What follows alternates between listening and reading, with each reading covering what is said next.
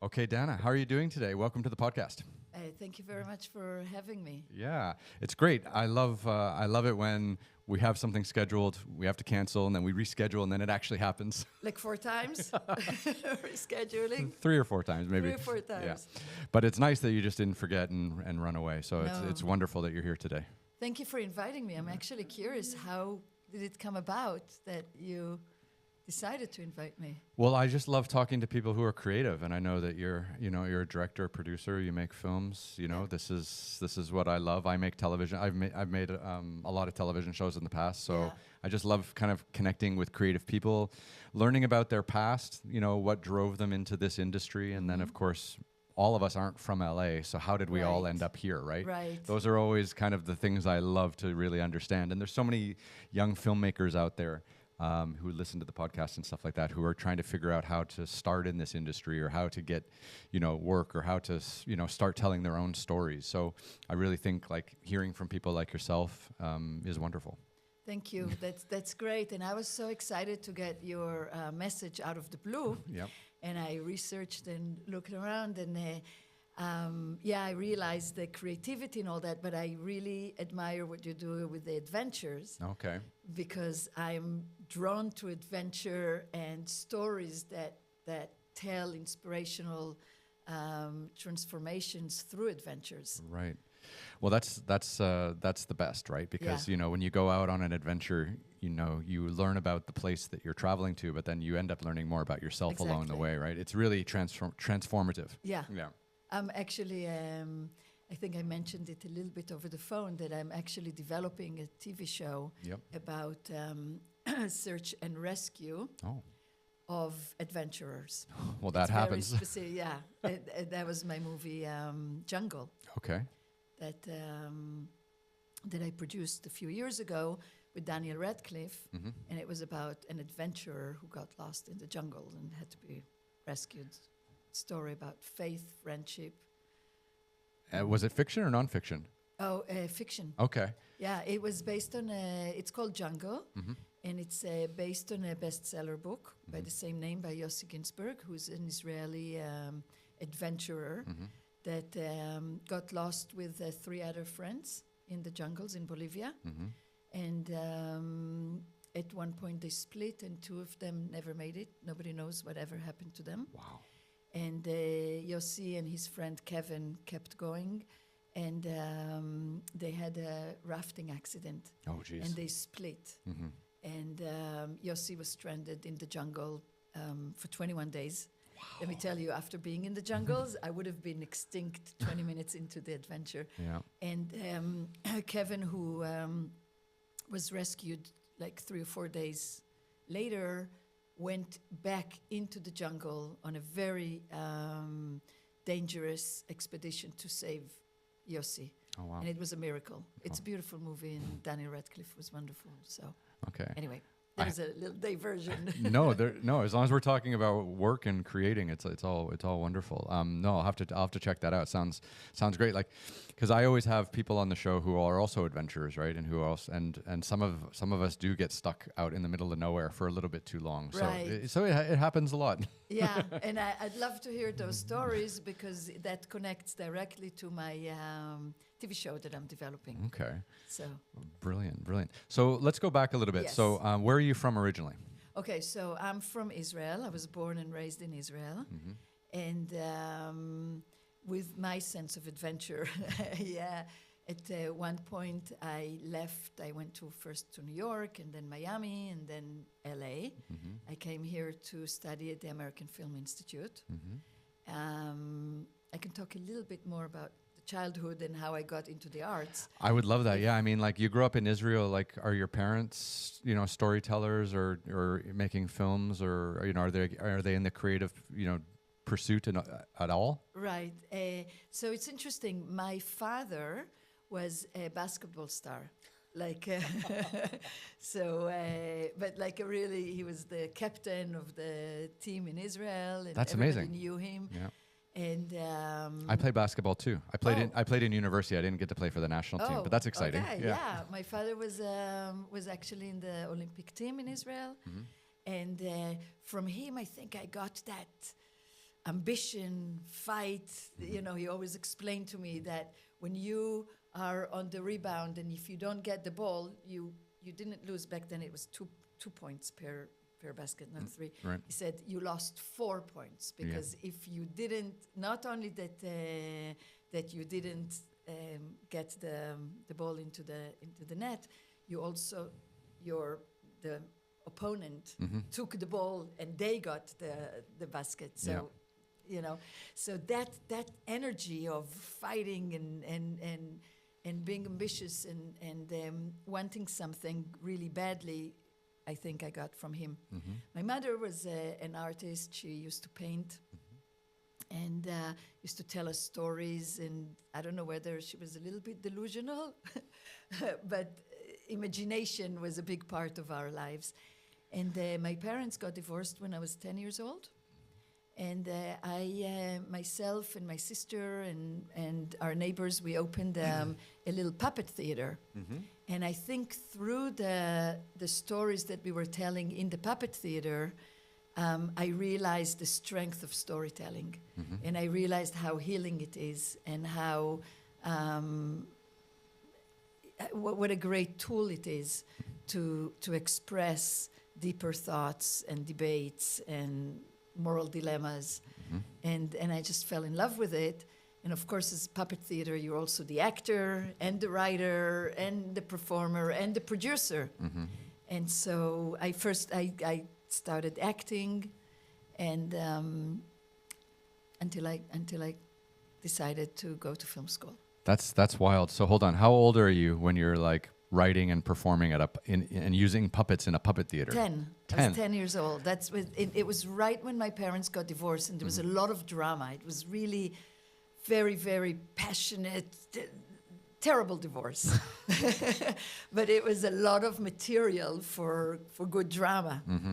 And we just built, my sister and I and our neighbors, we built a little theater. And I have to admit that we stole some puppets, some hand puppets from the neighbors. from the supermarket. Oh, okay. And we were little, and we didn't. We really wanted it, and we did it. And maybe we should edit that. I don't know. I mean, we've all done things when we're young, yeah. And we were rebelling, and the world didn't make sense when my parents got divorced, and we did the theater. We really kind of worked our drama, our life drama within with the puppets. Was that like therapeutic, do you think? Yes. Yeah. Very much. It was therapeutic, and it was a tool that I carried for the rest of my life until today. It's almost like, it may sound weird, but it's almost like almost anything that happens to me in my life, whether it's adversity or fun celebration, somehow all translates to a story. Okay. Somehow all translates into a dramatic moment. Well, that's exciting then, because then at least you can pull from your own life. I do. And then you can really understand it from many different angles, right? Yes. And then that's how you can really build a story and build characters. 100%. And I can say that a lot of the movies that I've done and still do and still write are the base of it. A lot of it is based on something that happened to me. Or yeah, so I mean, I can give you examples, but Wedding Bell Blues, the first movie I ever directed, was based on the fact that I was turning 30 and I wasn't married. And I went to my younger brother's wedding in Israel, and everybody felt sorry for me. Everybody really? looked at me like, oh my God, next year we'll dance in your wedding. And I was like, I came back enraged to Los Angeles. And I'm like, I'm going to find a friend. I'm going to go to Vegas. I'm going to get married for 24 hours. I'm going to get a divorce, and then I'll be 30 and divorced. And it's just less pathetic than 30 and single. I think 30 and single is smart. It's way too crazy out there. Maybe today, 40 is the new 30. Yeah. So today it would be 40. But back then it was 30. And then I started dating Tal, who later became my husband, and it wasn't going to fly. So I just wrote a script about it with my friend Annette, and it turned into a very successful movie. Oh wow, that's exciting. So let's go back a little bit. Yes. So your parents get divorced. You built out an entire puppet theater, Yeah. and you're playing. When do In you our backyard. in your backyard? When do you decide to start acting? Did you have acting classes in school? Did your school have a film and television department or anything like that? Yes. Yeah. It didn't have film and television department. It just had acting classes, or not even acting classes, but end of the year acting and all that. I was always on stage, and then I wanted to take it further. So I was living in Herzliya, which is a small town just north of Tel Aviv. And so when I was 16, I started taking more professional acting classes in Tel Aviv. And then I started working on film sets. I was walking one day, I went to ice skating class. My father owned an ice skating ring. Okay. First one in Israel ever. Oh. Remember, it's hot Yes. there. And I saw a movie set. It was a huge biblical movie set. And I just stood there, and I was mesmerized. I was like, oh my God. And I just fell in love. It was like the moment where you feel at home, where you know this is what you're meant to do, this is what you're meant to be. And I just approached somebody there who looked important, and I said, my name is Dana, and everybody knew my father, and I said, I'm the daughter of. And I said, yeah, I know your dad and all that. And I said, I'm looking for, can I work? Can I volunteer? Can I do something? So I started working as a water girl. In Israel, it's like craft service. Like in Israel, it's so hot that you have to give water to the crew all the time. But for the young listeners or the people that want to get into the business, any job that you do on set will be informative and educational. And whether you're an extra, water girl, whatever, PA, anything, you just observe. I observed, and I learned, I met people, and I went on every single truck, and I learned what's props, what's special effects, what's grip, electric, makeup. It was, and That was your real education. there was real education. Yeah. And it was really amazing. And then I knew that that's what I want to do forever, for the rest of my life. Wow. Yeah. So you were going to ice skating training. Yes. And you walked past a movie set. Yes. And it changed your life. Yes. And I just asked if I can work. Yeah. And they said, yeah. And from that moment on, every summer break, I used to work. Everybody knew me as the water girl. Like in Israel, again, you have like this tray with 16 cups of water. And that's the other advice that I would give is be the best at what you do, no matter what you do. And I wanted to be the best water girl. And I would carry and balance the 16 water cups. And I learned when to bring it to the director without the director noticing that suddenly he's standing there with a cup of water. And I learned to come over and pick up the empty cup and throw it to the garbage without him ever thinking about it. Like a ghost. Like a ghost. Yeah. And so with you in school and then now working in the summers on these films, Right. did you decide like this is what I want to do for the rest of my life? Yes. Yeah. I decided that's what I want to do for the rest of my life. And then in Israel, when you're 18, everybody goes to the army. That's right, yeah. It's, right? So How long do the women? So is it equal for men and women? No. It's it changes all the time, but basically back then it was 2 years for women and 3 years for men. and that is mandatory. Mandatory. Yeah. Across the board. Except for some religious people who are getting exempt. There's a big argument about it right now in Israel. So I was traveling all around the world for a long time, and I would always run into Israelis Yes. traveling because they just finished their military Exactly. service, and then they would take like a year and travel around the world. And I Exactly. would always catch them somewhere. Exactly. It's called the journey after the army. There's a term in Hebrew. And I always joke that I'm here in America as still the journey after the army. You're still traveling. I'm still traveling. I'm not committing to anything. Yeah. Are there a lot of movies that are actually filmed in Israel? Like, does Israel have like a big Yeah. film and television business? Yes. First of all, there are the budgets in Israel are really low. So everybody has to be very, very creative, because you cannot compensate with money and special effects and big stunts. So you have to be very smart about the formats that you invent. And so, for instance, in Treatment, that show was based on an Israeli show. There's a lot of remakes now for Israeli shows. Your Honor with Bryan Cranston is a remake of an Israeli show. Oh, really? Yep. Homeland. Oh, that was great. Yeah, that's a remake of an Israeli show. So I think Israeli filmmakers and TV creators are very, very innovative and trying to go almost like theater, where you go deeper rather than horizontal. Yeah. And that's why I think in every network, everybody is always curious and open to hear Israeli formats. A lot of the films have won awards and are playing very well around the world. And I can't wait to make a movie actually in Israel. I really want to. Now's not a great time.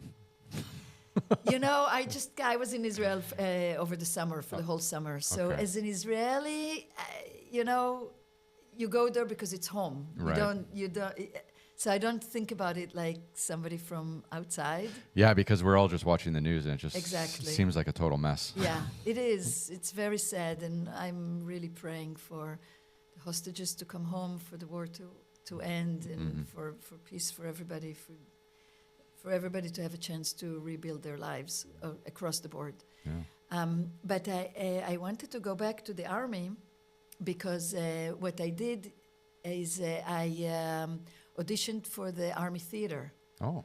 So in the Army, I had a great chance and I got in, and it was very difficult to get in, and I was actually an actress in the Army Theater, and all the directors are professionals from the reserve.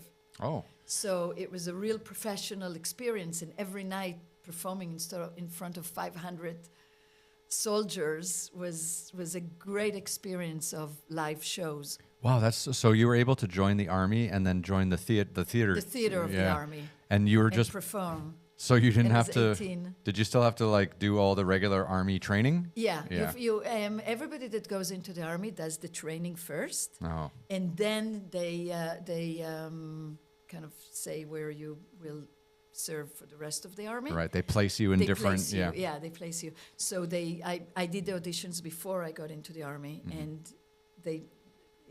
When you finish the training, the 6 weeks of very, very intense training, they tell you where you are. And everybody always cries and emotional and all that. And they told me I'm going into the art and theater is great. And then the play that I was in ended, and I moved to the filming department of the Army.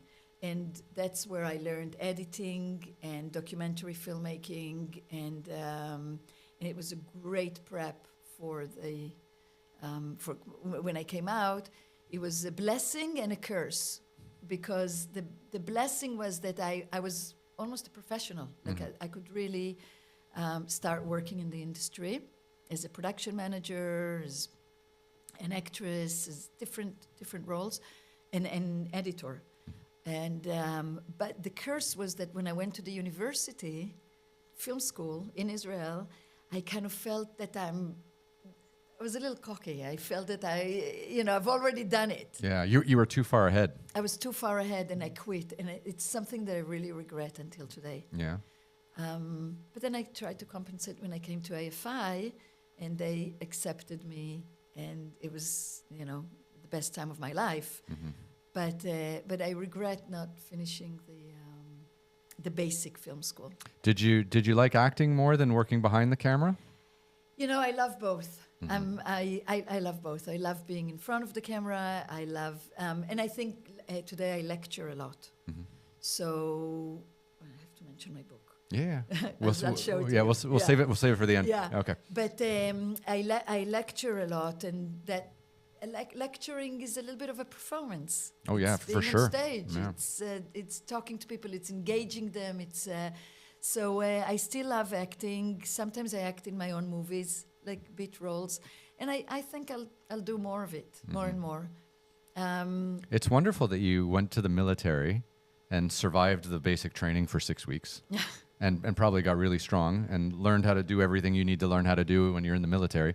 But then you also got a film education. Yes, like completely. That's really amazing that you were able to you were able to train as an actor and perform, and then you were also able to learn all of the film production. Technical and film production. What a useful way to learn. Yeah, it was amazing. It's like a free education. Yes, Yeah. but a lot of people get free education in the army in whatever it is specifically that they want to do. Yeah, but I mean, like you could have ended up working at an airfield or working at a border checkpoint, but you ended up in the theater. I mean, that's amazing. Yeah, it was. It was a big blessing. Yeah. And when I came out, I worked on cruise ships for a little while. I was Julie from Love Boat, yeah, the host. And then I worked with Carnival Cruise Lines, and I was doing videos for the cruise ships. Oh, that was a job. It was a job, yeah. Basically, I went around all over to all the islands, and I went on every one of their boats back then and filmed it and edited like the master. With the history and explanation and all that. And we left. It's funny, today it's so irrelevant because everybody has an iPhone and can do your own movies. But back then you didn't. So we left like gaps in between the islands, and we filmed the specific passengers of that week, and then edited them in and sold the tapes. Oh, nice. So that was a job. So you had all your B-roll lined up, yes, and then you just slotted in all the passengers week in, week we out. Had the master, right, and then we had, and then it was like, okay, enough with fun in the sun, and in the morning, in the evening. I don't know if you remember that jingle. No, I don't know that one. Kathy Lee Jones, I think, was singing in the morning, in the evening, and you got fun. And then I came I came here to apply to AFI. How did you learn about AFI? I don't remember. There was a rumor that there's a school without homework. Because for people, that's me. For people who don't know, AFI is the American Film Institute, and because most people when they come from abroad, they end up at NYU or they end up at USC, right, which are kind of the two film schools around. But AFI is kind of like a master's program kind of for people that really want to get into directing and stuff like that. So that's exciting. Like, I'm just curious, like you're in Israel, you're doing these cruise line videos and stuff like that, and then all of a sudden you're like, I'm going to Hollywood. Yeah. Actually, I heard about it while I was in Miami. Okay. And on the cruise ships on Carnival, and again I flew here for an interview, and got in. It was very difficult to get in.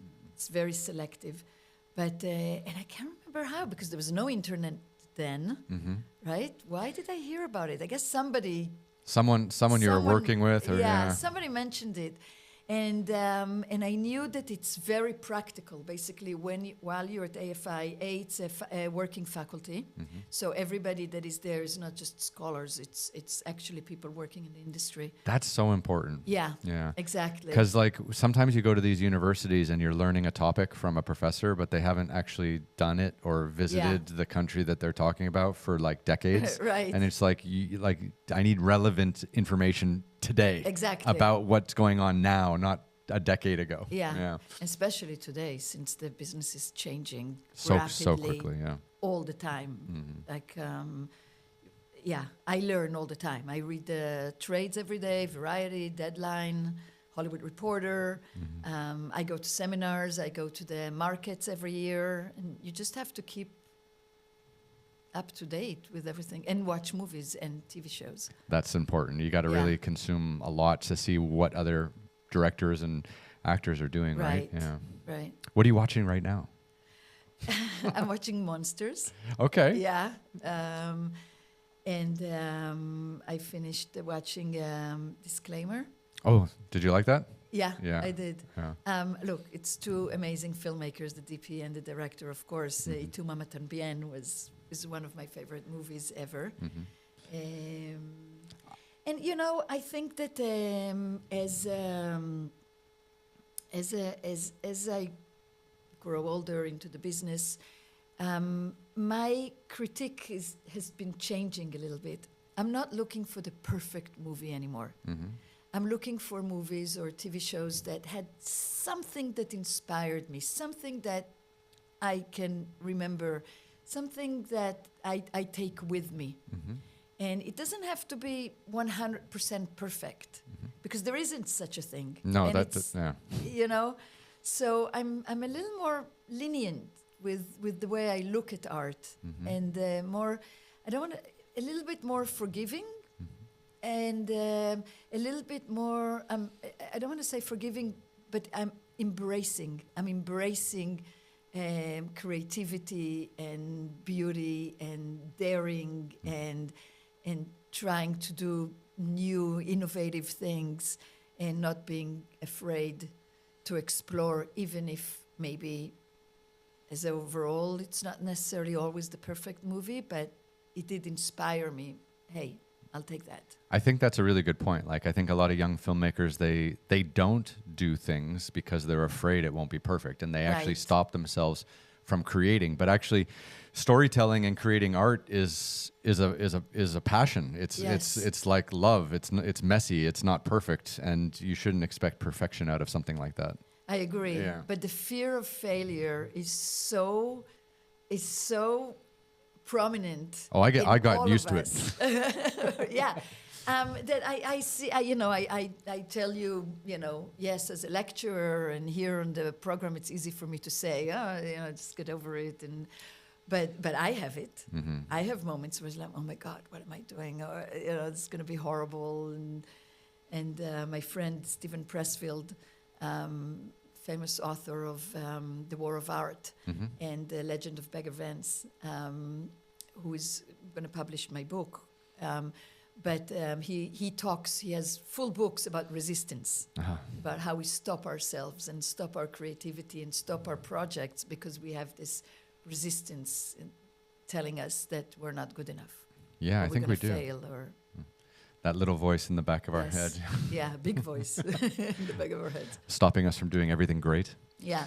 So, okay, so you're in Miami, you fly to LA, you interview at the AFI, the Yeah. American Film Institute, and then you go back to Miami and back on the boat. So how long does it take before they make their decision?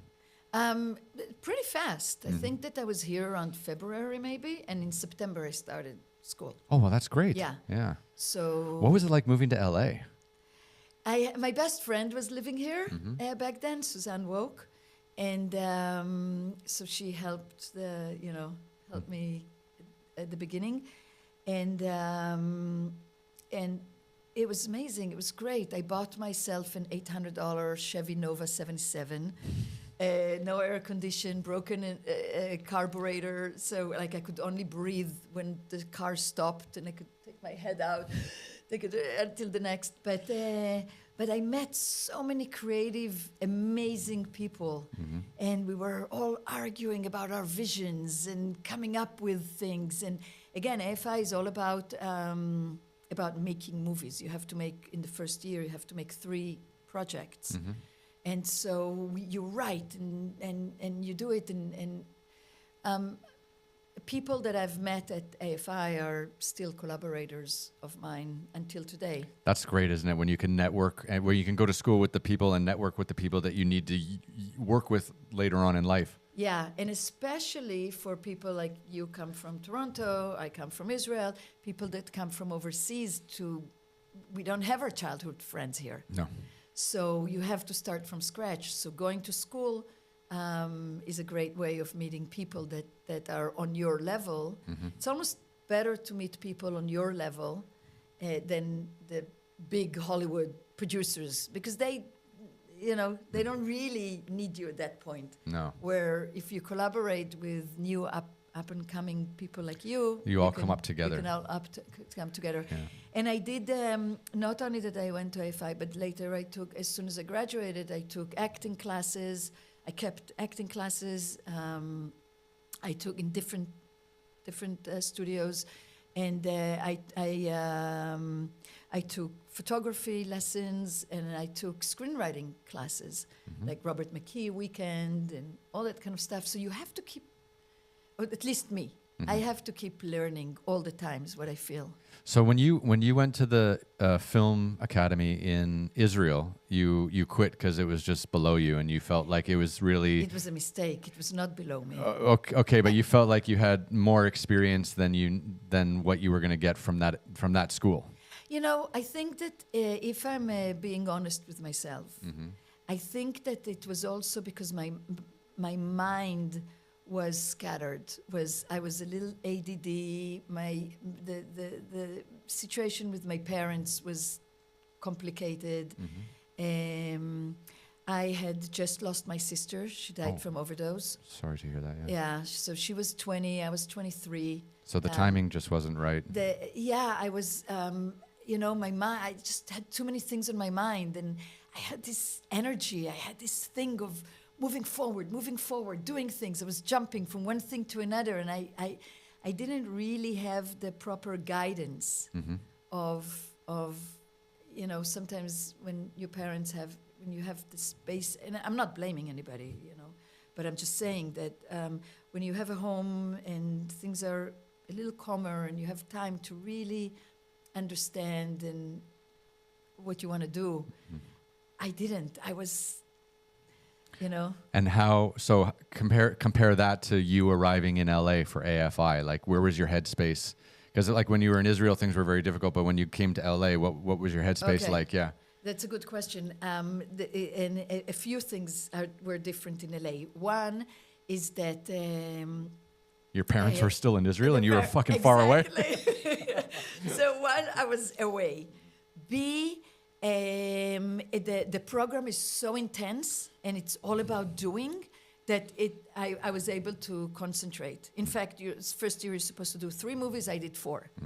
I was so focused, and my grandfather, a Holocaust survivor, paid for my education. Well, that's very nice of him. He just received his retribution from the Germans. He was a Holocaust survivor, and back then he received a sum and he said, I couldn't finish my education and I want to give it to my granddaughter. That's nice. And so I had that, that responsibility that when, some of my friends were like, we were all going out having drinks at Borders at night and all that, maybe late for school. I was the first on campus. I was like, okay, my grandfather went through was in the camps. That's a lot of pressure. Paying for me.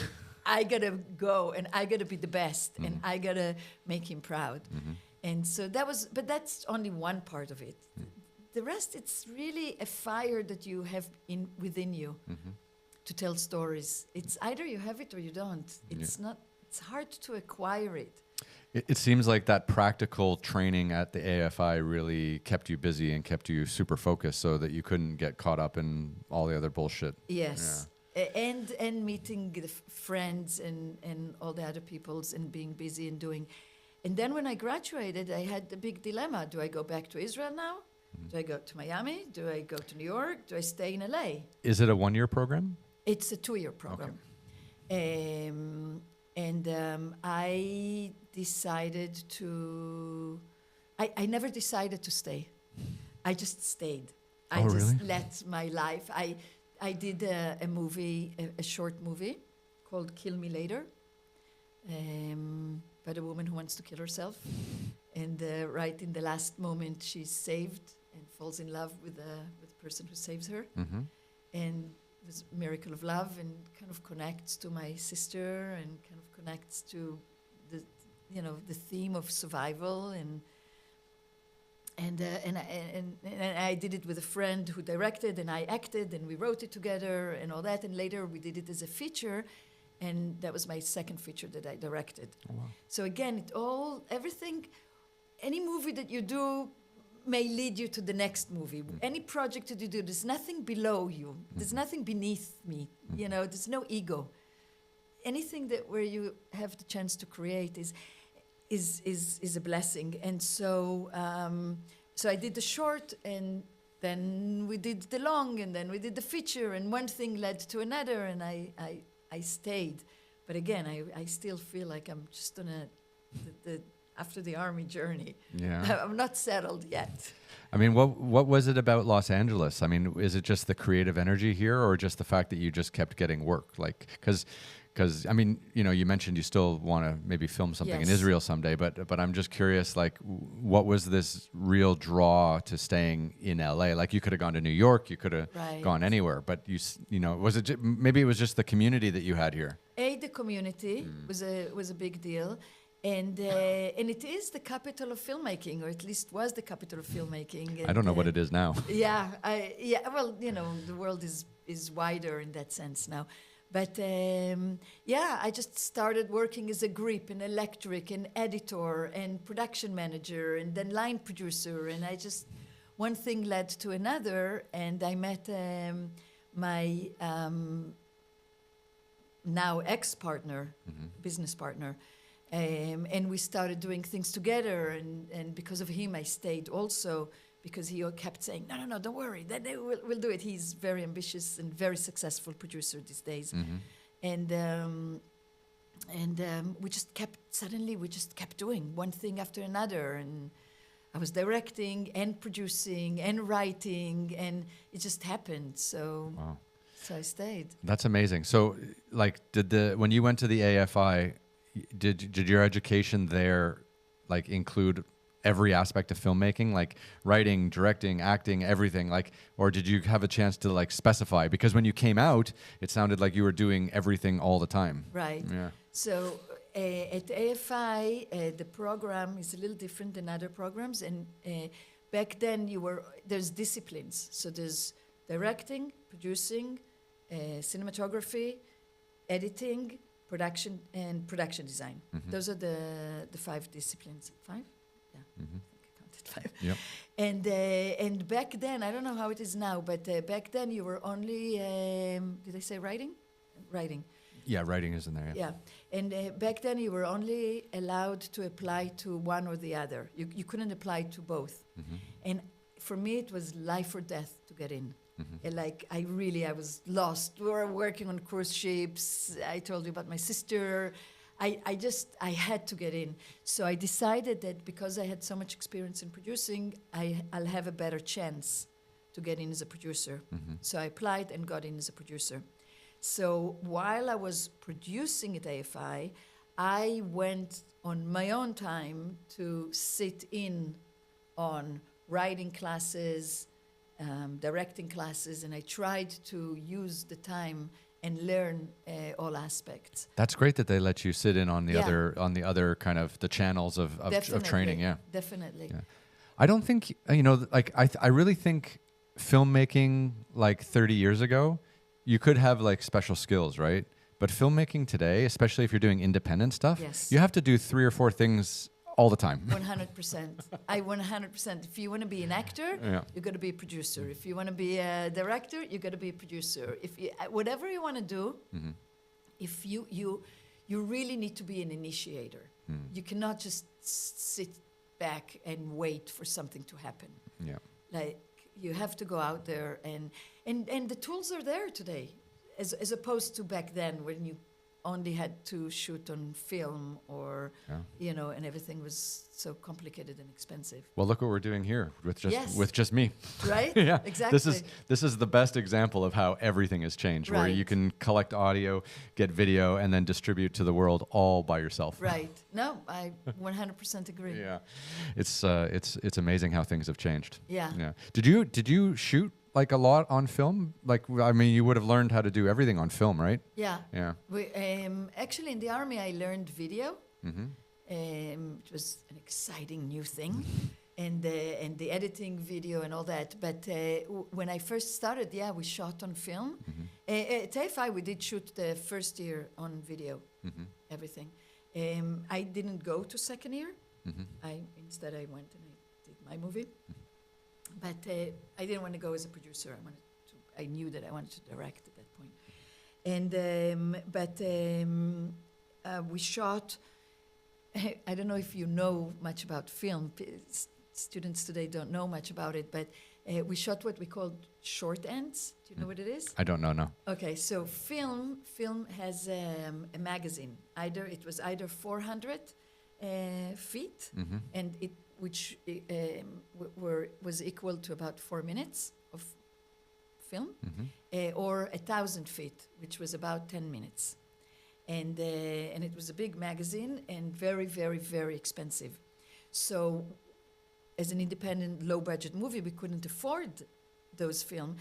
And the studios and bigger movies would sell for very cheap the short ends. So, for instance, if they had a 1,000 feet magazine and they shot a scene that was, let's say, 700 feet, they had 300 feet left. They couldn't do the monologue and stop it in the middle. So they would change the magazine. The 300 went to storage, and they would put a new magazine of 1,000 feet. Does that make sense? Yeah, totally. I'm with you. Yep. So you could buy it's called short ends. You could buy 200 feet, 300 feet, 400 feet short end. Which is perfect when you're doing short films. Not really, because I did it also for a feature. Okay. And I had an actress, a wonderful actress, the famous Paulina Poriskova. She's also a model. And she had a long monologue. And she was doing a monologue with Charles Martin Smith. And I had to cut the monologue every time because the film ran out. That must have been tough as an actor. It's very tough as an actor. You have to be very, very well trained to be able to pick it up and continue. So it's tough, but it was cheap. So that's what you have to do. That's what you have to do. Yeah. That's the first movie on Wedding Bell Blues. It was $250,000 in cash. And the rest, we got a lot of stuff for free. So getting stuff for free is basically finding an investment. Like we went to Debbie Reynolds, if anybody remembers Singing in the Rain. She had her own hotel, Debbie Reynolds Hotel. And her son, Todd Fisher, was running that hotel. And we went to the hotel and we pitched the idea to Todd. And he said, look, if your script is as good as your pitch, I will give you free rooms in the hotel. You can bring your whole crew, stay there, eat there, film in the casino. And anybody that knows anything about filming in casinos, nightmare. And he said, you can film in the casino. And if you write a small role for my mom, I'll have her play in your movie. Oh, well, that's amazing. So just that was worth so much money. Suddenly we have a location, we have food, we have accommodation, and we have Debbie Reynolds. So we wrote a fun role for her. Now we go to CAA and we said, look, we have Debbie Reynolds. We need to cast the 3 girls going to Vegas to get married and divorce, and we need the 3 husbands. And now they're like, oh, you have Debbie Reynolds. We'll find you. And they helped us find great actors. Wow, that's John great. Corbett. Yeah. So you went to, so CAA is obviously an agency here. So you actually went to them and asked them to help you cast. Yes. Yeah. We went to them and we said but it was helpful that we had Debbie Reynolds. Yeah, because CAA wouldn't listen to you. They wouldn't even take up my phone. Yeah. But we had Debbie Reynolds and Carla Gugino. Carla Gugino was dating the brother of the husband of the writer. Oh, wow. And she was wonderful, and she took a small role in the movie. She was much younger, so she took, a smaller role. And so now, and she was at CAA too. So now CAA had both Carla and Debbie in our movie, and they were like, okay, who do you want? And we went over the list, and I started meeting with actors, and John Corbett from what is it called, the Greek Wedding? Oh, my big fat Greek wedding. Yes. Yeah. So John Corbett, it was before. Like people didn't know him as a film actor. He was a TV actor, Northern Exposure. That's right. I remember that. Yeah. See? Filmed in Canada. Exactly. Yeah. And he was the star of that and never did the movie. So they pitched him to us, and that's another thing. you want to give actors something that they're not usually doing to bigger names, and then they might be more inclined to do your low budget movie because they can explore something that they don't usually do. Yeah, I mean, that's the whole point. Like, especially if you're on a sitcom or something like Northern Exposure, like you do that, for 6 or 8 months a year, and then you want to, in your time off, you want to really take some chances, like push some boundaries. Exactly. Do a low budget film where there might be a really interesting character for you. Exactly. Yeah. So that's what. So he came over, and he was wonderful. And in fact, my friend Annette, who wrote the script with me, we wrote the story together, and she wrote the script. Annette Goleti Gutierrez, she's amazing, and she also wrote Kill Me Later and Rock and Roll Nanny, which is our next movie. Oh, wow. But she showed the movie to her friend, the director of The Greek Wedding. Oh. And that's where she saw John Corbett. Oh, wow. And says, oh, that's the guy. Wow. So again, one thing leads to another, Yeah. and Just got to and take you chances. just chances and do, and you never know where it will lead you. Well, that's such a Hollywood story, isn't it? Yeah. Yeah. So, I mean, it's pretty amazing that you flew halfway around the world to go to film school here, and then you've basically just been rolling project after project after project, like you said, your long vacation after the army. Right. It's pretty amazing. I mean, where do you get inspiration from? For your writing, like how do you find other writing collaborators? Because you said like a lot of the films you want to make or a lot of the writing you do is very personal to you and your Right. experiences. But sometimes if you bring on another writer, you're writing with someone else, you've obviously got to make a lot of compromises. Yes. First of all, I read a lot of scripts that other people wrote. So some of my movies that I directed, Kill Me Later and Wedding with Blues, were initiated by me. It was my stories. And then Annette wrote them. But Confessions of a Sociopathic Social Climber was a movie that came to me based on a bestseller, New York Times bestseller. Okay. So when I received the script, I had a lot of notes, and I sat down with the writers and the producer, and we completely rewrote it and made it more cinematic and all that. But even and the same thing with A Thousand Kisses Deep, and the same thing with Wild Cherry and other movies that I directed. You take a story that somebody else writes, and as a director, you have to adapt it and make it your own. How hard is that? It's fun. Is it easier to write something yourself, or is it easier to adapt something from someone else's words? What do you think on that? It's a different frame of mind. Writing something yourself is very difficult. Because, again, just like when you do, for instance, an adaptation of a book, or you take a real-life story, one of the hardest thing is to decide. I'm working on a few true stories, not only of mine, but other people. It's always like, okay, where do we start? When the person was 5 years old, or when he or she were 20, or when they were... So to find the time frame of your movie based on true stories or books is one of the most crucial things that you have to decide.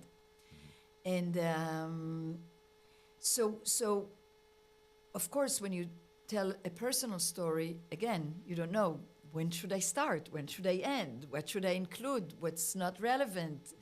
All that kind of stuff. So it's very difficult to write a personal story. Yeah, because it's almost like you're too connected to it. Yeah. You see everything as being important, and then you just can't really judge what the audience will like. Exactly. Yeah. And when you get a script for somebody else, it's almost you're a little more objective. And I have a vision. When I read a script, I'm a very slow reader. But I think that it's because I imagine it as a director. Mm-hmm. Even when I'm only producing it, I read it as a director, and I'm like, okay, how is that going to be shot? What angles? How's it going to look? What locations? Mm-hmm. Should we go overseas? Should we stay here? It's like... it's like a puzzle. It's like a puzzle. Yeah. Beautiful puzzle. Mm. I shot a lot in Canada because I'm also Canadian. Okay. I shot in Victoria Island, shot in Vancouver, and 2 movies in Manitoba, in Winnipeg. Oh, the end of the world. Winnipeg's interesting. Yeah. Yeah. It's the end of the world. And there's no direct flights. Yeah. Hopefully not in the wintertime. Yeah, in the wintertime. Oh my God. Yeah. And it's like minus 40 degrees Celsius there, which is the same as minus 40 degrees Fahrenheit. But like I was in Winnipeg once and it was minus 40 degrees Fahrenheit. It's crazy. Yeah. Yeah. Is it the point where Celsius and Fahrenheit is the same? Yeah, at minus 40. Yeah. I didn't know that. Yeah, I think that's the only place where they cross over. Wow. Yes, it was freezing, but I dressed up. I bought my parka, and yeah, it was actually beautiful. Mm-hmm. And I think we needed snow, and we came to Manitoba to film a snowy movie. Okay. And it was the first Thanksgiving, just talking about global warming, it was the first Thanksgiving that they didn't have snow. Oh my God. In many, many years. Yeah. And we were like, what are we going to do? So we had to change the whole schedule, change the schedule of the actors, change the schedule of the shooting so that the exterior will be later and the interior will be first. And we decorated the windows with snow and all that kind of stuff and waited for the snow and for the river the river didn't really couldn't freeze. Yeah. So, but we went to a small pond and it did freeze because we needed ice skating on the river. We couldn't do that, so we found it looks amazing, but it's something that global warming. Same year, I shot Jungle in Colombia, and we went to Colombia for the whitewater.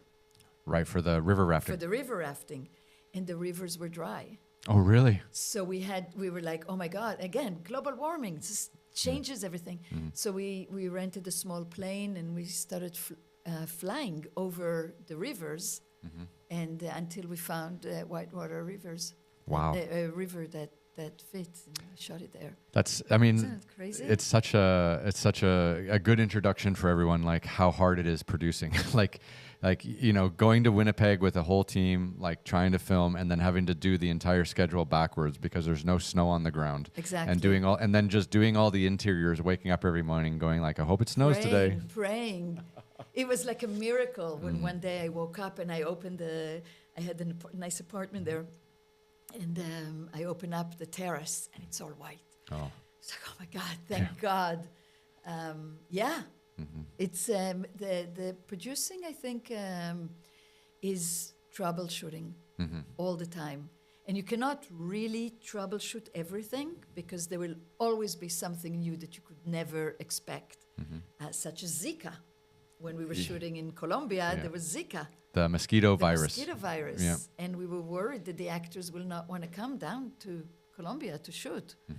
And luckily, Daniel was brave enough and he agreed to come. And we had a few people that got Zika. It was not pleasant.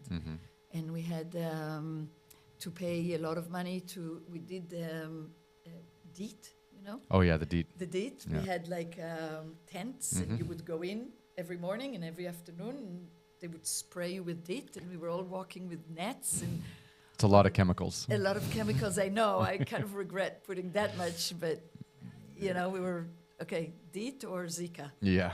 And we did it, but the same with COVID. Then we shot in North Carolina during COVID, and the amount of money that we had to spend for testing 3 times a week, and stopping and starting, it was...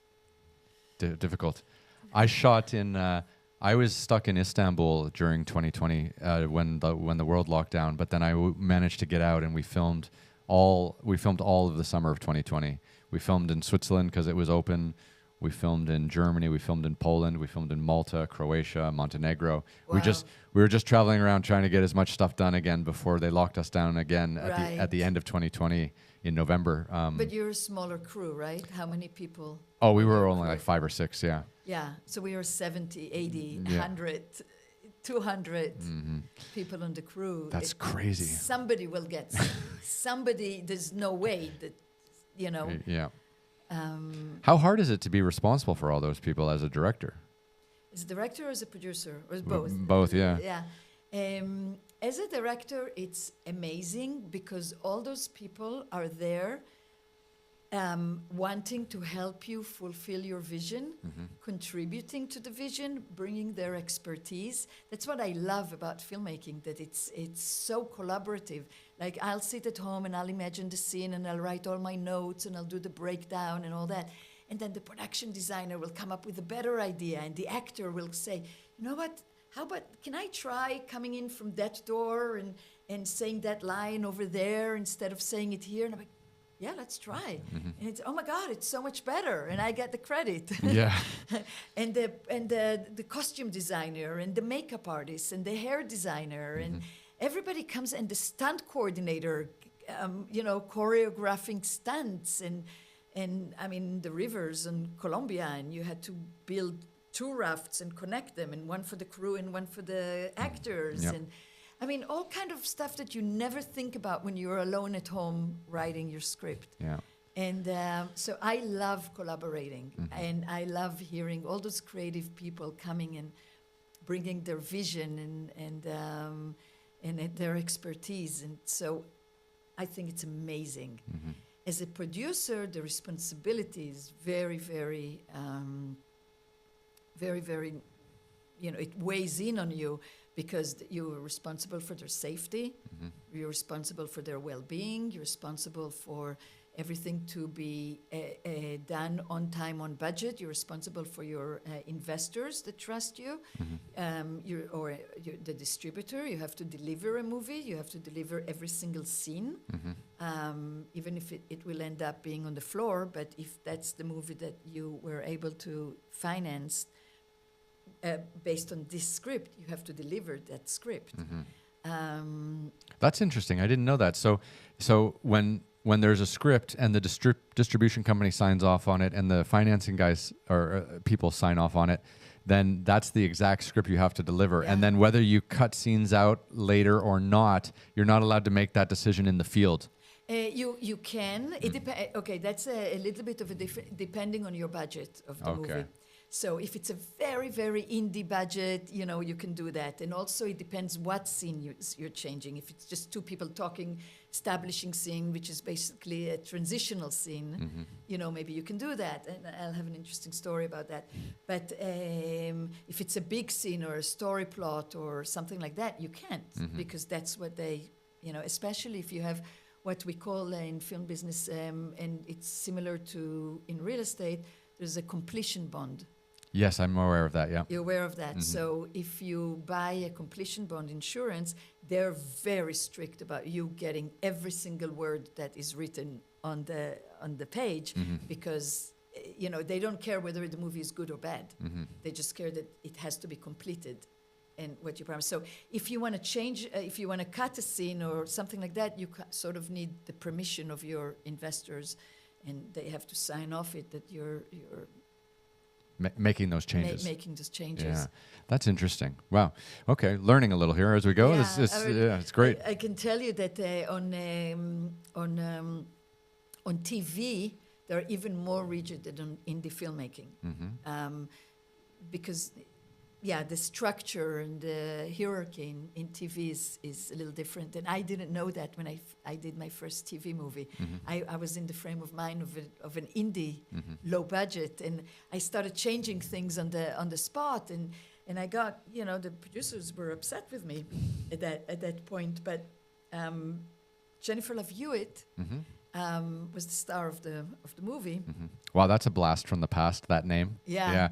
What was the TV show she was on? Ghost, was it? No.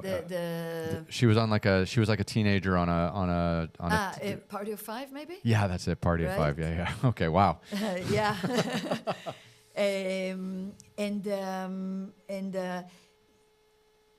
I was Confession of a Sociopathic Social Climber. The name kind of explains what it is, right? It's about a social climber who will do anything to get ahead. And my husband Tal, who's a famous drummer, used to play with Billy Idol years ago. And I was driving with the kids in the car, and I put Billy Idol on to let them listen. And suddenly I heard Dancing with Myself. I don't know if you remember that song, but I was like, oh my God, that's a perfect social climber song. And I can see, I had the vision within a second. Sometimes you get vision, you have the eureka moment when you're swimming in the pool, when you're going on a walk, when you never know when, a career, it's not a career, it's a lifestyle being a filmmaker, right? Your brain always thinks. And I had this idea that Jennifer Love Hewitt will dance to the song, and that will be the title sequence of the movie. And like Rambo, or like any, how they put the gun, they put the belt, they put the boots, and they get ready for war. She will put the lipstick, she will put her clothing, and get ready to go out, social climbing.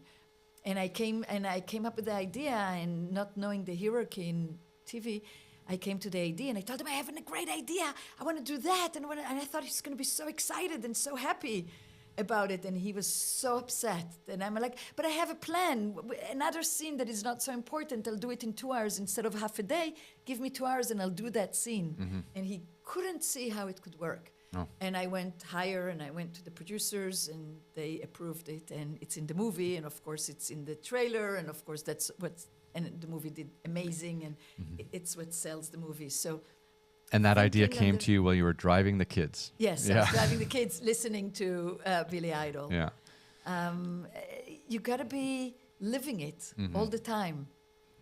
Always writing, always coming up with ideas, and always listening to the ideas when they do arrive, right? Like it's funny, you always see people like walking around with notepads and stuff, or walking around with little video recorders, because anytime people like have an idea, they want to capture it, right? Yes. So many ideas we have them, but we never capture them, and then after a day or two, they're gone, right? And then it's like catching lightning. Yeah, I agree. It's like catching lightning. It's like, again, it's that eureka moment. It's that moment that suddenly you're like, oh, that's what I want to do. That's the right thing. And then you fight for your vision, and then you start a new project. And the test of time will say whether because it may take years between the moment, like this one was on the spot, right? We shot a 17 days shoot. I came up with the idea sometimes at the beginning of the shoot. 3 or 4 days later, we shot it, that Dancing with Myself scene. Sometimes, if it's an idea for a movie, it will take years before it will happen. Right. I mean, when I came back from filming Dancing Confessions of a Sociopathic Social Climber in Victoria, I came home and I was like, I want to do something really inspirational next. And I stood in front of my library at home, my bookshelf, and suddenly the book, Jungle, just jumped into my hands.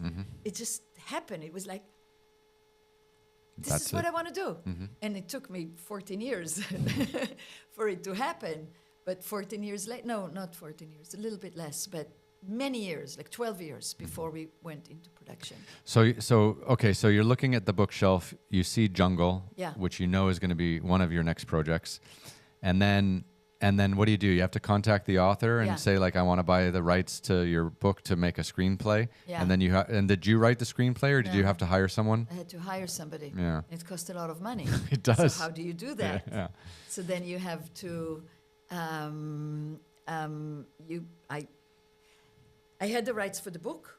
I convinced Yossi to give me the rights to be my partner, and a lot of bigger producers than me optioned the book before me, but it never went to fruition. And so he really wanted to go studio, he wanted to go huge, and I was like, Yossi, I promise you, I will not give up. I will make this movie happen to you and for you. And he trusted me. And because I think when you, sorry to interrupt, when you buy the rights to a book, I think it's like you have like a 2-year window or something like that, or a 3-year window to like produce a screenplay and then get some financing or distribution, and then if it looks like it's going to go, then it goes. Extension. But if you haven't done anything with it after like 24 months, then the rights go back to the author, right? That's the amount of months is negotiable, and it depends how much money you give, and you always put in your contract a renewal or extension of the contract. But I knew that it takes at least a year to get a good script from a book. It's not something instant. So if you only have 24 months, that leaves you only with 12 months if you have 24 months option to shop it Right. and to try and finance it.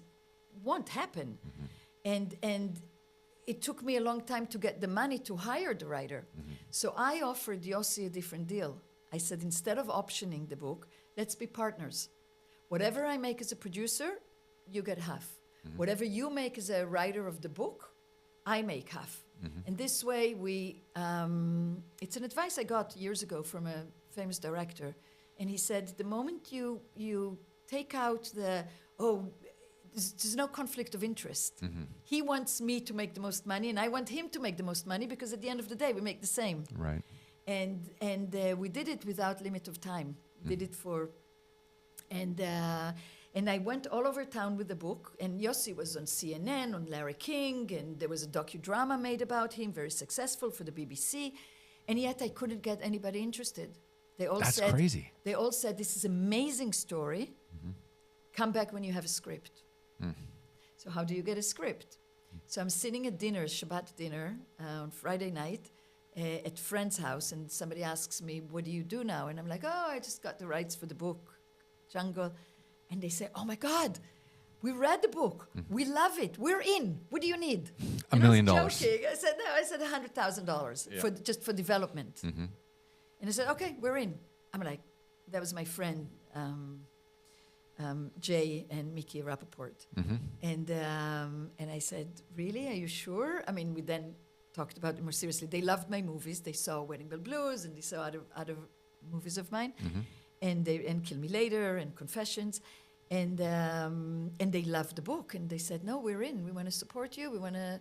And then I took the development money, flew to Australia, hired Justin Monjo, one of the top writers in Australia, and he wrote the script, and it took a while to do that, a few rewrites and all that. And then I started shopping it around. It was a long process with different directors and different financiers and foreign sales company, and But you didn't want to direct that. I actually did want to direct it. And but then once I hired Justin, and I realized that I could tap into a lot of the government funds in Australia. Yeah, they've got great tax credits. They got great tax credits. I realized that I need an Australian director. And I realized that if I will direct it, I will do it only for about $3 or $4 million. And if I let an Australian director, we probably can make it for like about 12 million. And I was like, you know what, Dana, put your ego aside. What's best for the movie? You'll direct something else. And what's best for the writer? And what's best for the writer, and exactly. Yeah. No conflict of interest. And so I gave up the directing, and but I had a great relationship with Greg McLean, the director, and you actually did you shoot the movie in Australia too? We shot it half in Australia, half in Colombia. Great. So we needed to go to Colombia because of the colonial, the buildings that you don't have in Australia, and the whitewater. In Australia, we found great jungles, but we didn't find any whitewater. No, because it's pretty flat. Yeah. Yeah. No, even in the mountains. We shot there. The jungle was actually in the mountains area above Brisbane in Queensland, but there was no whitewater. So we shot half and half, and what a great adventure. It sounds like one, doesn't it? Yeah. Yeah. Has that been your biggest movie thus far, you think? It was the biggest budget movie thus far, yeah. And what do you have coming up next? Like, I'm curious to know, like, what you're working on, or what you have in the pipeline. If you can talk about it. If you can't talk about it, no problem. No, I can talk about everything. It's by talking, something happens. Right. The more you pitch, the more you never know what will happen. Who distributed Jungle? There was a company on the foreign market, so the film business is divided to the foreign market and the domestic. The domestic is the United States, and the foreign market is the rest of the world. Or domestic could be North American rights, which is Canada and America. So on the foreign, it is a company called ArcLight. Not ArcLight like the theaters that we have here. It's ArcLight Films. It's actually an Australian company that also sits here in America. And Gary Hamilton is the owner of he's a brilliant businessman. And domestically, it was E1 Entertainment. Okay. And they distributed it here. Okay. Wonderful. That's great. I mean, Yeah. it's wonderful that you can look at a bookshelf, pick out a book, talk to an author, write a screenplay, get a director, travel around the world filming, and then actually get it out and distribute it properly. Go to your younger brother wedding, feeling humiliated, and make a movie about it. And that's how a lot of my movies, it's you never know where it will come from. I'm writing a story now about I have a few projects in the pipeline, and you never know which one will go first, right? You always have to have a lot of irons in the fire. Yeah, 100%. Yeah. So so what are you writing right now? So first of all, we have a script that is already ready that Annette and I wrote. That Annette wrote, and we came up with a story together called Rock and Roll Nanny. And it's about a has-been rocker who ends up being the nanny at the house of his ex-groupie. Oh, wow. So, a fun Vin Diesel kind of a movie, right? A family movie. And so we're trying to update it a little bit and make that work. Is that one you want to direct, or is that one I want to direct it, yeah. Definitely. Again, it was inspired when I saw when the kids were small. The inspiration was from a long time ago. The kids were little. I have twins, and again, my husband, the drummer, and I remember the limo coming to pick him up for a tour, and the guitar player, sex, drugs, and rock and roll, and I see the twins running in the front yard. And Tal, my husband, and the guitar player running after them, trying to change diapers. And it was such a ridiculous view. And I was like, Rock and Roll Nanny, and that's There's an idea there. There's an idea, and then follow through, and, I'm writing something about my sister and I, the older sister who loses her younger sister to overdose, and she goes around blaming everybody. And of course, she blames herself, and she needs to realize that is she going to continue with life, or she's going to be drowned in her past? Wow. Blaming, or So Rock and Roll Nanny. Yeah. Family comedy. Yes. And then something about losing your sister and having it. That's heavy. Yeah. That's two completely different genres. Yes. Yeah. I mean, what do you like writing better? But Billy, both. Both.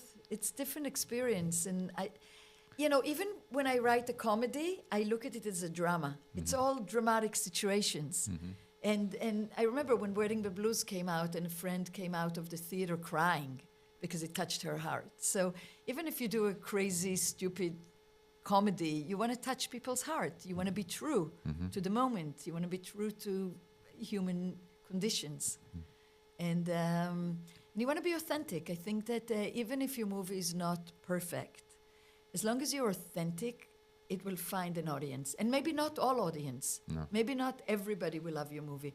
I remember when Wedding the Blues came out, we had, it was the time where you went at 5 a.m. to the magazine store to wait for the magazines, for the papers to come out Friday morning with all the reviews. Oh, for the reviews, yeah. Yeah, you go in the morning and you get the review first, 5 a.m. And we got some great reviews, like really good ones. LA Times loved it, and others, Variety, Hollywood Reporter. But I can't remember if New York Post or New York Times, one of them had a huge picture of the three actresses, Ileana Douglas, Paulina Poriskova, and Julie Warner. They were like the stars. In a convertible, smiling with a veil flying out of their convertible, and it says Wedding Bell Snooze. Ouch. And I was destroyed. I was like, oh my God. At that moment, you don't see any of the good reviews. You only believe the bad. Right. And then people started calling and congratulating me. And I'm like, why are you congratulating me? And they were like, we saw you have a review in the New York Times with the three, some people don't even read it. Some people don't interpret it right the way you interpret it. And it's a win to be in the New York Times with a huge picture and your name of your movie, Even if they don't like it. Even if they don't like it. It's, you're reviewed, somebody took the time, sat down, watched it, and felt that it's worthy enough for their audience that they will write about it. They could have just hated it enough not to write about it at all. That's the worst. So that's the worst. So, you know, you have to learn to embrace both bad reviews and good reviews. And again, I think, I can't remember if Variety or Hollywood Reporter says, you can practically hear what did they say? You can practically hear the breathing of the female audience identifying with the main characters on the screen. So then, you know, you just have to remember those ones too. Yes. That's nice though. Right? Yeah. That was a nice, yeah. How has the streaming world brought your movies back into the conversation? Like, because you've been making movies for quite a while. Like some of your early movies, you know, they were distributed, you know, through cinema, right? You know, and now we have so many streaming platforms. We have, like, I love YouTube, for example, not only because this podcast is on YouTube, Right. but because I'll be sitting around having breakfast, you know, on Saturday morning, and I'll remember some movie from like 1984 or 85, and I'll be like, I want to watch that today. Right. And then you know, HBO, Netflix, they don't have it, right? But YouTube has everything if you're willing to pay $3 or $4 or whatever, right? Right. So I'm just wondering, like, have your movies landed like a new following, or have their lives extended by all of this technology around us? Yeah. It's a great point. And I think, and we should check it later, whether Kill Me Later and Wedding with Blues and those earlier movies are on YouTube. Yeah. I think they are. I think there was also a time where they would put it on YouTube for free, 10 minutes at a time, right? Part 1, part 2, and then YouTube takes it off, down, and then it comes on again, and other people monetize it somehow. I didn't see much revenue from them, I have to admit, but I'm not very good with social media. This is something I really need to learn and maybe promote my older movies there. I think it would be great because you know, you've made some fun movies, right? You've made some serious movies, you've made some inspirational movies, and you know, there's and again too, like, there's so many film students out there who are looking to be inspired by all kinds. Like, think about like a young Israeli girl wondering about, like, wanting to actually know and watch your old films because she knows about you or read something about you, right? And you know, like, having all of this at our fingertips is so exciting. Like, I made a TV show 14 years ago where I rode a motorcycle around China, and it's still like the most successful thing I've ever done. But the quality of it was pretty rough. You know, we only had one cameraman instead of 2 or 3. You know, the editing was done pretty quickly and pretty cheaply. You know, traveling around in China was incredibly difficult, you know, back then. Technically, it's not the best thing I've made, but it just had this spirit. That's what I'm saying. Yeah. There's the ethnicity, the spirit, the enthusiasm. Yeah, but because of YouTube and stuff like that, the show has had a huge life because... Where was it broadcast originally? So I do my shows a little bit differently, I can tell you. So what I do is I raise my money independently. So I also have to raise money, but I raise it independently so that I can make my show independently. And then I use an agent to sell the show, you know, globally. And sometimes if I have like one anchor broadcast partner for a territory or two, I'll work with them. So for a lot of that, for all the motorcycle shows, actually, we were working with Travel Channel out of London, England. And they were able to distribute it all through Europe, parts of Africa, all of Asia Pacific, and the Middle East. They basically bought the tape, right? They bought the final product. They bought the final product. They didn't invest in the show at all, so they pick it up as an acquisition. But then they only license it for 1, 2, or 3 years, and then I get it back, and then maybe they license it again if it does well. And of course, if you keep making the shows, so if you sell them season 1 and it does well, and then 2 years later season 2, but then they have to re-up season 1, and then you come out with season 3, and then they have to buy season 1 and 2 again. So it's a good way. For me, that was my business model: is keep them buying because I kept producing. Right. Yeah. Do you still do that? Well, COVID slowed everything down, but I'm finally gearing back up now, where I'm in a position to raise money again and really get going. So that's one of the main reasons why I came here to LA, is because I wanted to find new fundraising opportunities. Right. Yeah. Interesting. But it's a great model if you can keep things small and do things pretty cheap. And I produce, direct, and I host. So, and I have these, I work with these incredible camera operators, a fantastic editor and stuff like that, who I've been working with for, more than a decade. So we're like a nice little elite team. Like we can go. And you own your own equipment. Yeah. Own everything. That's great. Yeah, it's interesting. And, we can do motorcycles through Brazil. We rode motorcycles through Brazil or India. We've climbed, 7,000 meter peaks, as a team, like 24,000 feet. We do all this stuff all around the world. And I keep the same guys together because it's really interesting. Like it's really funny. I'll take a big aside here for a moment, but please. we were doing this project. We were pitching for this series. So I make this television show called Extreme Treks, and BBC pick it up. BBC That's Earth. a different one. That's not the bike. Right, it's not the bike. This one is like climbing and stuff like that. So we were fundraising for 8 episodes, right? And this was a couple months ago. And I was like, okay, I'm going to go out. This is going to be season 5, right? This is not something new. We've got 4 seasons. We've got over 24 episodes that people have watched and enjoyed and blah, blah, blah. And they're waiting for more. So let's go out and try to raise.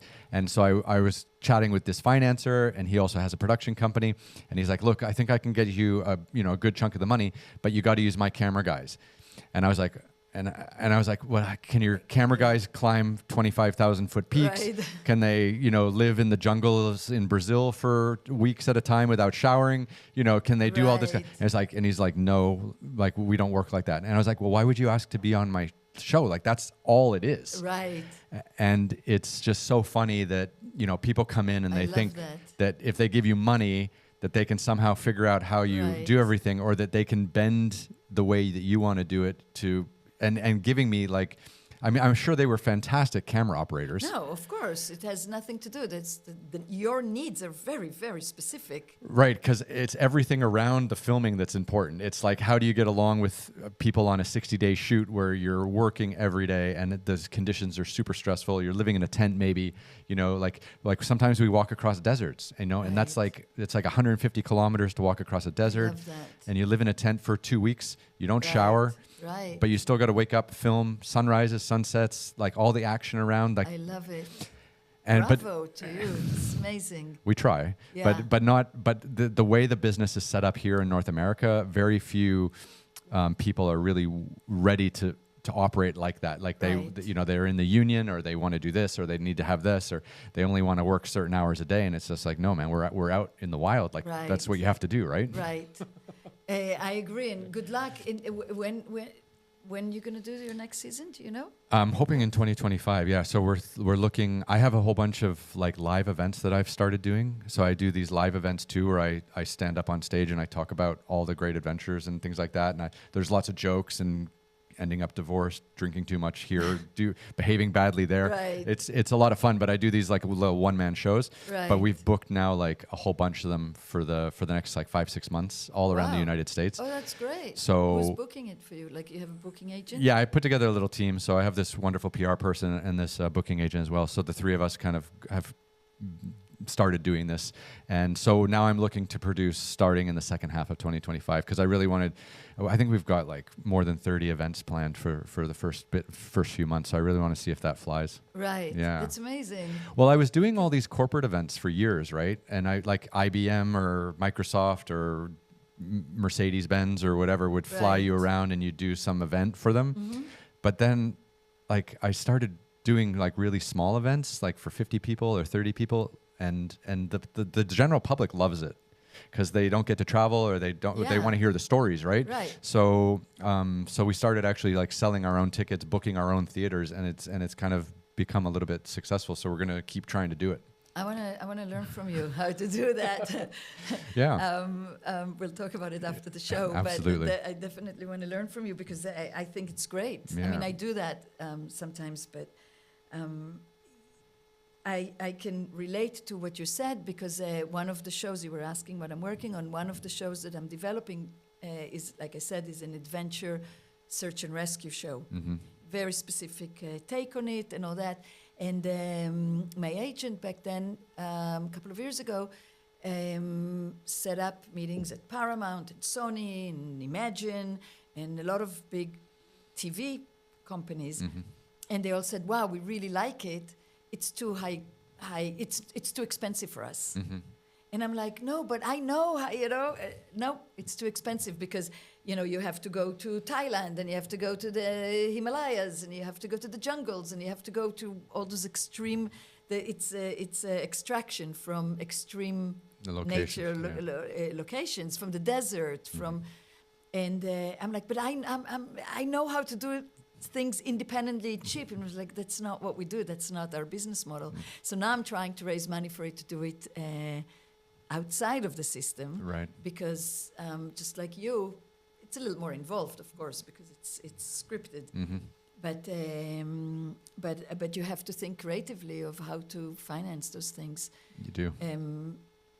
Yeah. If you're not creative, it's so funny. Like, you have to be creative enough to come up with the idea. Yes. Then you have to be creative enough to figure out what an episode looks like or what a feature looks like, Right. and what the beats are that you have to hit, and then how to like have a loose script. Like for me, I have a very loose script because most of it's unscripted, but I know the beats that we want to hit and the things that we want to do, but the rest of it is kind of whatever the hell happens, Right. which is a lot of fun. We do 46 minutes per hour, and then you have to figure out like how to finance it creatively. Yes. And then, and then once you have those one or two anchor broadcasters in different territories, then you have to figure out how to distribute it even more widely. Further. And then I have to figure out how to make money off of it speaking. Right, right. And then second season and third and, Right. and fourth. Just to keep the broadcasters in the game, because Right. if it rates well, they'll want season 2. And then Fast, before it's forgotten. Exactly. It reminds me a little bit of the show, the British show with those guys with the cars. Oh, Top Gear. Yes, Yeah, Top Gear, yeah. which we love. We watch it as a family. Yeah, and then those guys came to Amazon, right? And they did the grand tour. So Right, they, yes. But man, their budgets were huge. They're huge, right? Oh God. And yet it feels so intimate. But I'm like, there's got to be behind those cameras. There's got to be like a huge Team. But they did lots of stunts and things like that. Yeah. So yours is the indie version of those. Absolutely, yeah. Like for example, we went to An Idiot Abroad. That's funny, yeah. That's a funny Right? show too, yeah. But for us, when I did Tough Rides Brazil, so we did like 60-day motorcycle tour all around Brazil, 14,000 kilometers, and then we turned that into a 6-episode motorcycle series called Tough Rides Brazil. And I did Tough Rides China, 6 episodes, Tough Rides India, 6 episodes, Tough Rides Brazil. So for Tough Rides Brazil, it was just me and 2 camera guys, and I was on the motorcycle, and they were in the car with all the camera equipment, Right. and that was us for 60 days. And you had a camera on the bike? Oh yeah, we had the Yeah. cameras everywhere. Yeah. We even had a camera on the front of the car with me riding in front when I fell, like in the mud, because there's mud's everywhere, and then you slip and slide. But we were able to catch the falls. You're able to catch everything. Wow. So it was a lot of Wow. fun. Yeah. That sounds, I feel that my adventure is much safer. I have stuntmen. I have, much more safety precautions. I'm also the stuntman. And you're also the stuntman. Yeah. Yeah. I mean, one of the scariest moments in my career was on Jungle when we were in doing the whitewater, the rafting, and we were a bit late that morning shooting. So in the afternoon there is what do you call it when the water rise?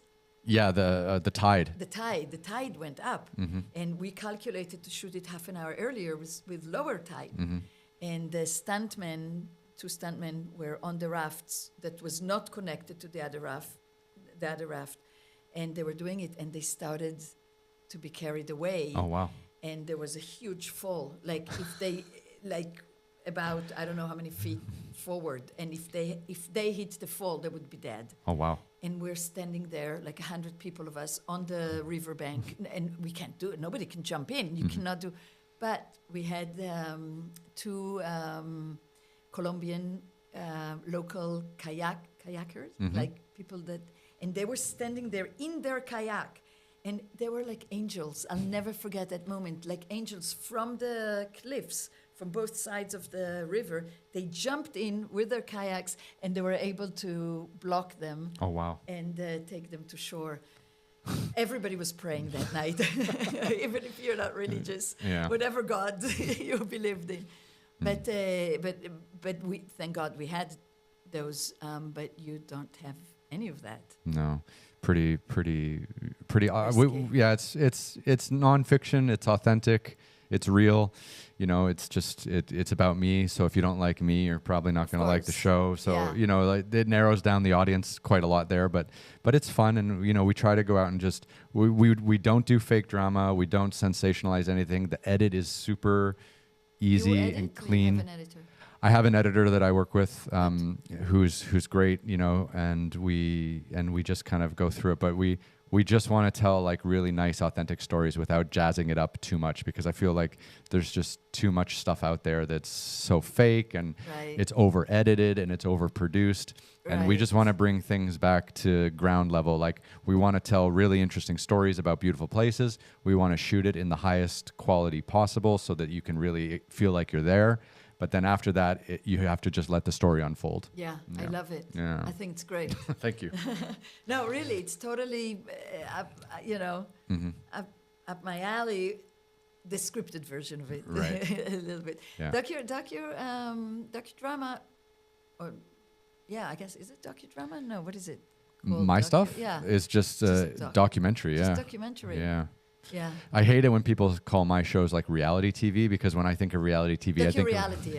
Yeah, docu-reality. yeah, because I hate it, because when people meet me and they're like, "Oh, you make reality TV," I think like, "Oh, you're talking about the Kardashians Right. or some competition Right. show Right. or some like Biggest Loser or fattest person to lose weight or whatever." Like, that's not what I Yeah. do. Yeah. No, it's true. I just produced a 10-episode docu-reality. But also a little different, and about Israelis living in LA, but longing to their homeland. Okay. And the producer from Israel who thought about that idea, wanted to turn it into a format, because immigrants from all over the world always miss home. Yeah. No matter where you are, no matter how old you are, you always, home is home. Your language, your accent. I keep my accent, not on purpose. It's my accent. I never try to get rid of it. There's so many movies about that in China, in Chinese. So I lived in China for 18 years, and there's so many like, You did? yeah, Why? long story, Okay. but I can get into it. But there's so many movies and television shows about Chinese people living abroad, Yeah. and missing home, missing family, missing the food, and missing the culture and everything Yeah. like that. So that is a narrative that is universal. Right. Yeah. I agree. So we did that, and it, unfortunately, because of the war, it's on the shelves, because nobody, everybody's suffering there now, and you don't want to put rich Israelis with swimming pools having fun, So actually, we had, never mind. Okay. But I lived in China for 18 years. I went to the University of Toronto, and then when I graduated, I just moved to China. So I was there from like 2001 to 2019, and then I worked as a journalist for 10 years, covering China for like Time, Newsweek, Forbes, Fortune, New York Times. I was a photographer. Oh, wow. And then in 2010, I moved into television production, and then that's when I started doing all the adventure shows. So from 2010 to COVID, basically, we were busy making stuff all around the world. So it was. But your base was still in China. My base was still in China, yeah. And then in 2019, I moved to Dubai, and I was lucky to get out just before COVID hit. So Right. because I was traveling so much, like especially for like extreme treks on BBC. So for that, like for one season of that, we filmed in Russia, Iceland, Laos, Papua New Guinea, Bolivia, Argentina, Jordan, and Uganda. Oh my God. So like so one season of that was crazy. So getting in and out of China and the flight connections for Yeah. Shanghai were just really rough. So eventually I moved to Dubai because like Emirates Airlines, not a sponsor yet, but Emirates Airlines has the best network for flying direct everywhere in the world. Really? Yeah. So if you travel like 250, 300 days a year and you're going to Africa, you're going to Europe, you're going to Asia, South America, even they have direct flights. So it's not like I don't love it as a place to live. Yeah. But as a place to be a resident and have access to the airline and, have an apartment, Interesting. it worked out perfectly until COVID hit. Right. Yeah, why? Because then they locked it. And Well, everything locked down, and then I wasn't working, and I was still in Dubai. Like I love Dubai for like 5 days a month. Sure. But Dubai for like 30 days a month, I wasn't a fan. My son is a visual effect supervisor and creator. He does a lot of stuff for a lot of big like Kate Renata and a lot of big artists. And he was in Dubai now for like a month. Okay. And he said kind of the same thing. I mean, it was great to be there and experience it, and it's so amazing and extreme. But yeah, it's a lot like Las Vegas. Like it's really fun for like 2 or 3 days, but if you go to Las Vegas for like a month and you're on the strip, you go crazy. Yeah, and you're meeting like all these people who are like living their best life and having the best night, and it's just day after day after. It's like Groundhog Day. It's like, and it's too much. But it's like cruise ships a little bit when you live on cruise ships. Yes, you have remember in the first cruise ships I worked on, there was a magician. And every week when new passengers came on, he fell in love always, every week. And at the end of the week, it was always like such an emotional goodbye. And you think, oh my God, he will get off the boat and propose. But then he would run to the room, take a shower, and get ready for the new week and fall in love again. Yeah. That's the life of cruise ships, that you don't have regular, you have a whole new people. That's maybe not a great story. Maybe you can edit it out. It's okay. Cruise ships are hilarious because you're right. Like it's like you stay in one place and there's fresh people come in all the time, right? And you have audience members and other staff, and it's really like a transient community. Yes. Yeah. No, so it's wild. And I think Vegas is the same. Any tourist place is the same. Yeah. So so living there kind of became a little too much, and then I came here about a year ago. Yeah. Yeah. That's great. Yeah. So tell me about this book. The book. Yeah. Let me show it to you. I'm curious to see what you got here. Yeah. So it's not the final. It's almost the final. Okay. So what is this? Making a movie from concept to red carpet. So there we go. And it's basically. Oh my God. It's basically. So it's basically my lectures. Okay. And it's for anybody, entrepreneur, that wants to invest in a movie. Here. Okay. Like you didn't know about completion bond, right? That we have in movies, or collection company, so it goes between, it's from the point of view, told from the point of view of both a director, writer, so very creative, but also very business-like. So it just really, you want to make an indie movie, those are the steps that you're going to have to go through. Okay. So, and I try to make it really short and fun, 1 page per subject. That's great. My thing. I mean, sometimes you'll get, 1 page per subject. Sometimes you'll get 2 pages if it was really.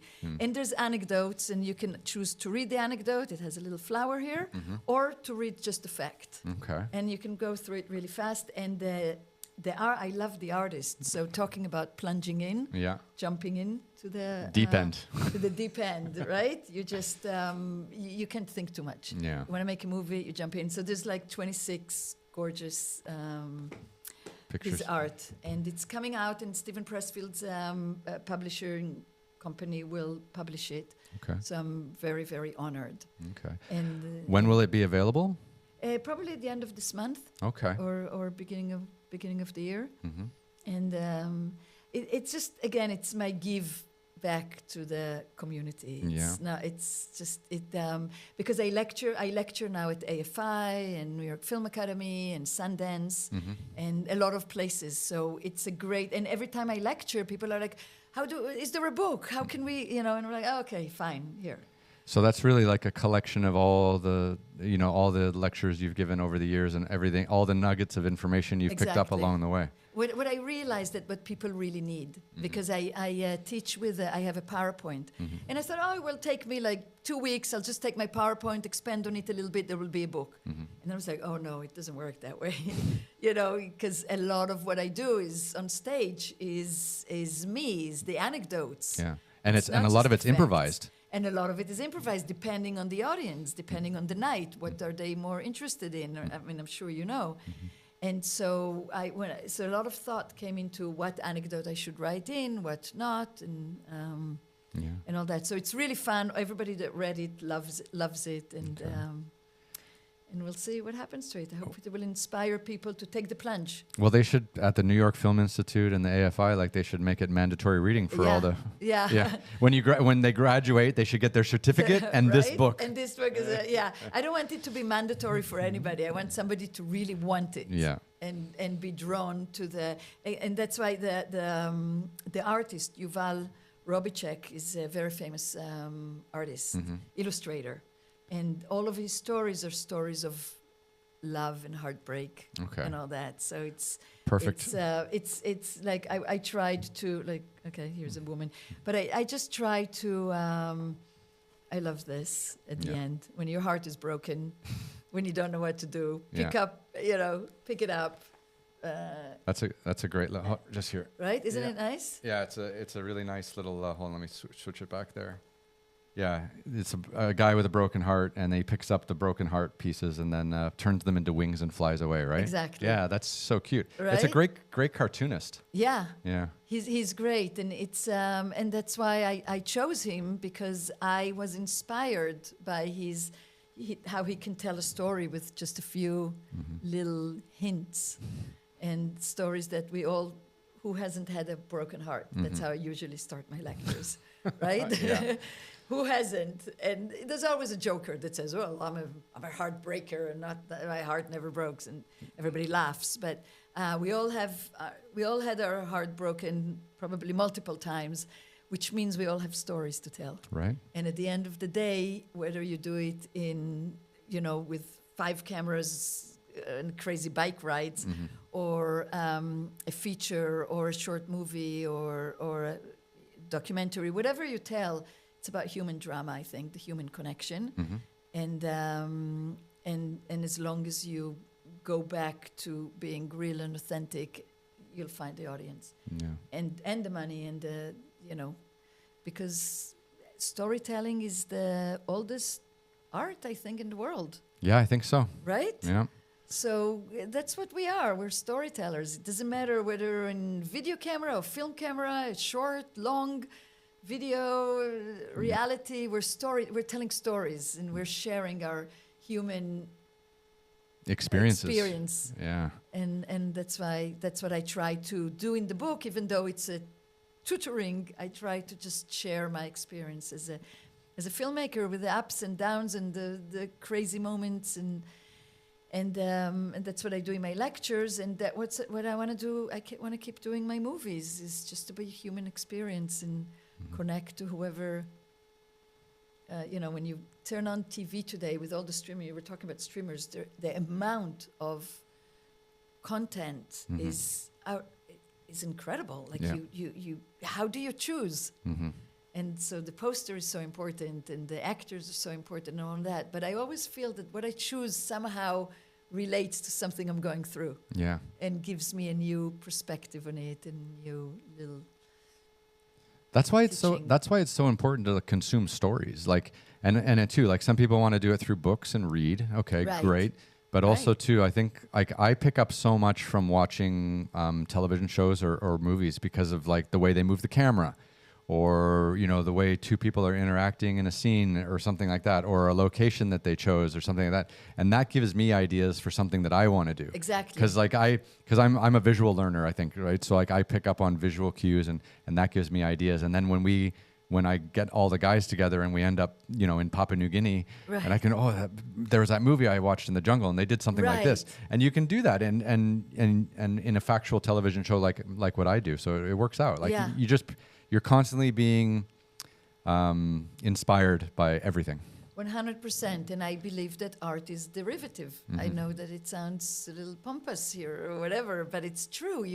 You know all the stories that your mom told you when you were a baby, right? There's something that connects, and that develops into that, and into my puppet theater, and into the movie I did right after the army, and one thing develops into another, and I think it's interesting to see even Billy Wilder, one of my favorite directors in the world, Although he could do great comedies and great drama, and he was very versatile, you could see that it was his style. You could see that that's him. And I think being very specific and is also important as an artist. Not to try to. Art is derivative, and you can be inspired, but you don't copy. You develop it into. You take that shot that you saw in that other movie, and now you're in the jungle, and you're going to do it, but you're going to do it your way. Yeah.